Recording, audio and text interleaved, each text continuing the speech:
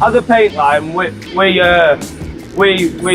look for a perfect finish on our doors, which is a paint finish, whether it's matte, satin or textured.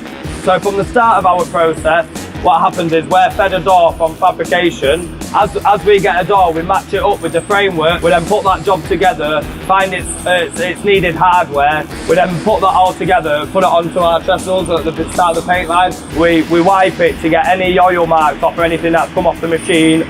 We check for scratches, dents, and any inefficiencies or any blemishes that will show up through our powder coating. Across the team, I have a wide range of skill sets to very, very skilled and to GCSE level skilled.